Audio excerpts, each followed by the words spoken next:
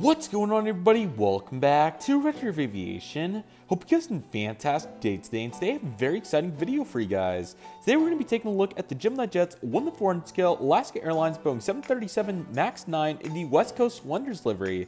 As you guys can see, this is a super nice model, and I'm really excited to dive into this today, and I hope you guys are as well. So without any further delay, let's go ahead and get started. Let me get the camera propped up here, and we will get started with the box. Alrighty, so here we go with the box, everybody. Now, this is a pretty standard box, as you guys can see. Nothing crazy to it. It's your typical GeminiJets box. It does look really nice, though, with the Alaska aircraft. Even though it's pretty much the same color as the box, it still really stands out, so that's really cool. But you have your Boeing 737 MAX 9, you have your Alaska, all your sides and everything. Pretty standard here for GeminiJets, nothing too crazy. And then, of course, you have the pamphlet. Feel free to pause the read if you'd like to. I'll get a little bit better of a view. There we go, looking perfect. And a very nice box here. Nothing to write home about, of course, excuse me, but certainly nothing to shy away from either. And here is the model itself, looking good. Let me get a good angle there on that light, and man, she is pretty. So here she is, the GeminiJets 1:400 scale Alaska Airlines Boeing 737 MAX 9 in the West Coast Wonders livery.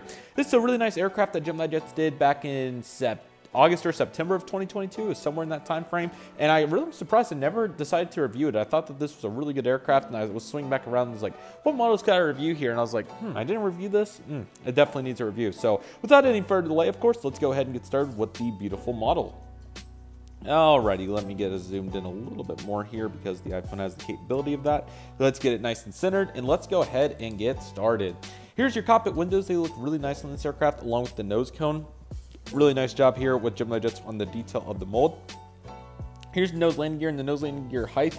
Nose landing gear height might be just a little smidge tall. I mean, very slightly. I know that they're trying to get the actual proportions right, and I very much appreciate that. It may have came out just a little too tall, though, but it looks really good. Definitely a very, very minor complaint.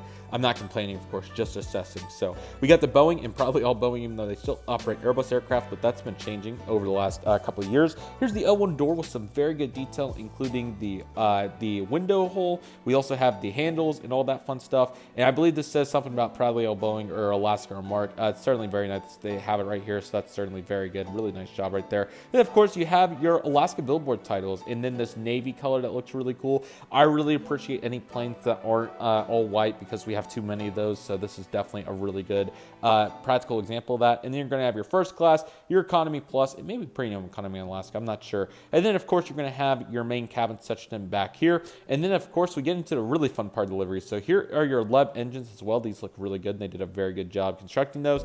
And then here we go with the fuselage, the real highlight itself. So we have the antenna right here. There is not an antenna down there on the bottom. You'd think there would be, but there's not. And then the really fun part of the livery starts right here, as you guys can see, with the various orcas. So here's orca number 1 in a swimming position, as you can see, so it looks very nice.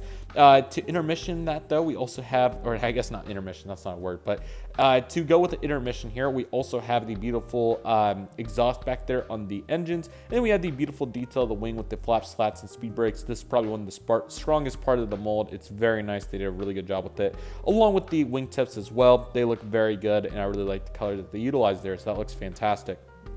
Orca number 1 looks really good, but I would say the best looking orca is orca number 2. It's nice and visible in the light and mid-tone blue shades, and it's really, really easy to see, so that looks really cool. We also have the Wi-Fi box right here as well, which is very helpful, and we have some various detail right here. We also have the emergency exits that really slipped in well there because of the orcas, so we do have those too in the emergency exit pad. And then of course we got the main cabin throughout here, which is really nice. I'm not sure what the best seat to sit back here is, but I would think it would be like probably 23 or so, somewhere in that department. And then of course we have the back section of the aircraft right here. We're going to find the next orca. It looks like we can see the belly of it. Oh, hopefully I didn't mark it, but nevertheless, we'll see. Looking very good though, right there, as you can see, so that looks very nice. And we also have that antenna right there, which is super helpful. Then we have the registration November 932.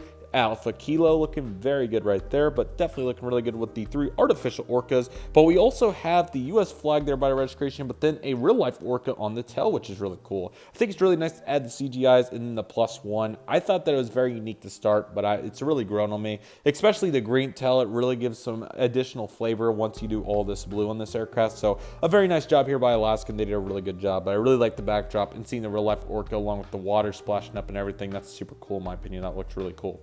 We also have the horizontal stabilizers and the APU detail as well. Very nice.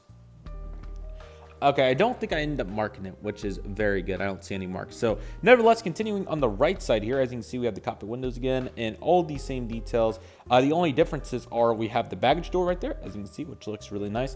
And then we have some various, the Orcas are in similar positions, however, they're pretty much flipped around. So this one's swimming this way, of course, and then this one's swimming down into the corner, and then this one's still on its belly, but it's flipped up the other way. And then the Orca on the tail, as you can see, is also there, but it's flipped up backwards pretty much. So everything looks good there, and we do have a baggage door that's sneaking through right there, and a nice hatch there as well. Alrighty, so here we go for an assessment on the aircraft's, just the wing leveling and everything from this perspective, because I know a bunch of people really appreciate it when we do this. So here's the aircraft from the right side perspective.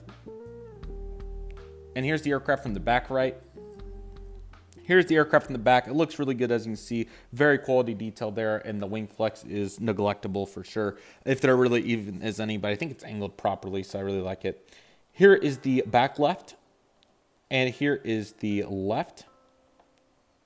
Here is the front left, and here is the front of the aircraft. Nose tires would be probably the biggest complaint on the model, to be honest, if I had to pick absolutely something.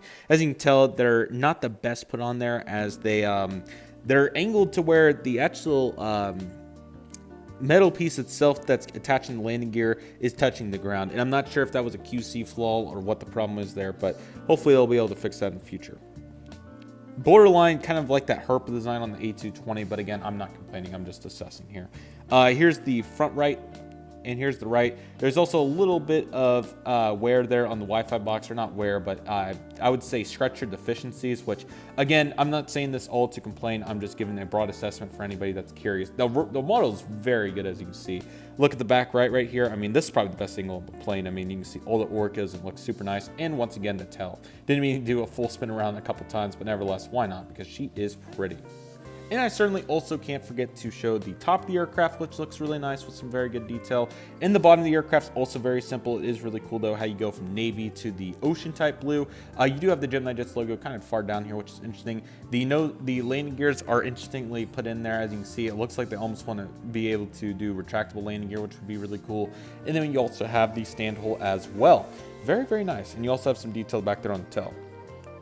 Overall, this aircraft is super good. I honestly, if I had to give it like a number score, I think a 9 out of 10 is very good, especially with the livery. I mean, it's just a beautiful plane.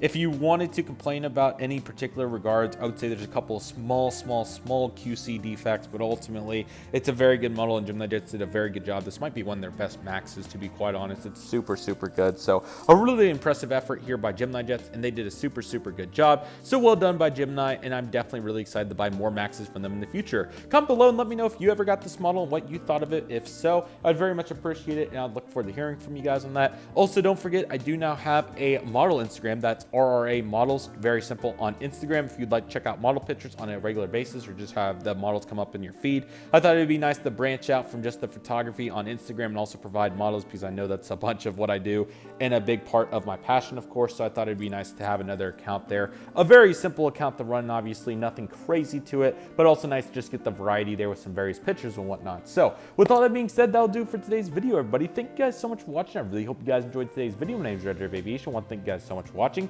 Thank you, everybody. Stay safe, trust the process, do what you love and love what you do. My name is Redriveraviation. I want to thank you guys so much for watching, and I'll see you guys soon, as Redriveraviation is signing off.